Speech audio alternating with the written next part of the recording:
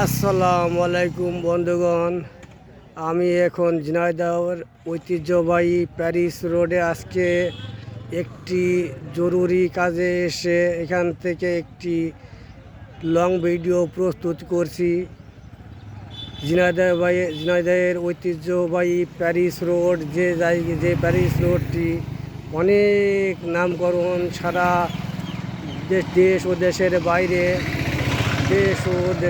বাইরে কম বেশি পরিচিতি আছে সেই প্যারিস রোড। যে প্যারিস রোডে অবসর সময় কাটানোর জন্য অনেকেই এসে থাকেন। যে প্যারিস রোডটি নিরিবিলি এবং শান্তশিষ্ট, দেখেন কত গাছপালা এবং দুই পাশ থেকে কত সুন্দর দৃশ্য।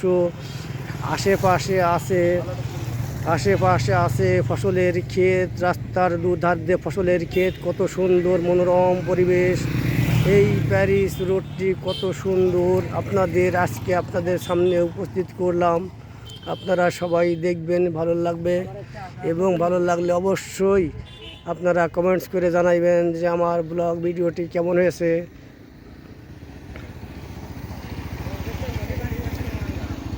অনেক সময় এখানে অনেকেই আসেন কন্টেন্ট প্রস্তুত করতে,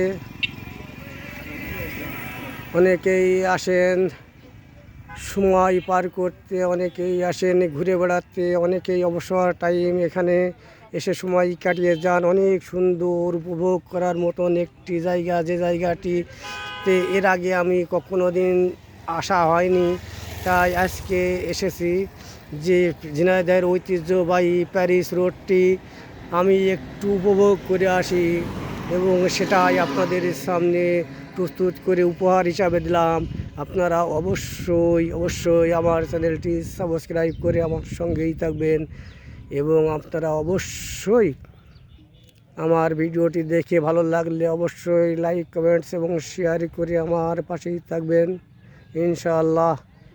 এবং আমি ভালো প্রস্তুত করতে পারি না, একজন বৃদ্ধ মানুষ।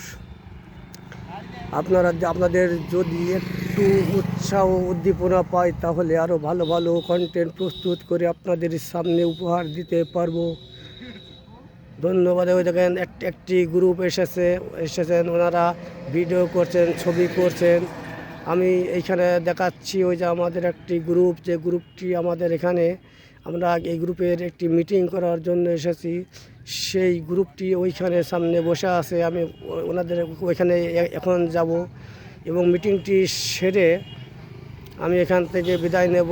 মিটিং শুরুর আগেই আমি একটি ব্লগ ভিডিও করে নিলাম। এর জন্য এই প্যারিস রোডটি দেশ ও দেশের বাইরে কম বেশি পরিচিতি আছে, যার কারণ সেই প্যারিস রোডটি আমি আজকে উপভোগ করার জন্য এসেছি এবং আপনাদের সামনে সেই প্যারিস রোডটি আমি আপনাদের সামনে উপস্থাপন করলাম। সবাইকে ধন্যবাদ। আসসালামু আলাইকুম ওয়া রাহমাতুল্লাহি ওয়া বারাকাতুহু।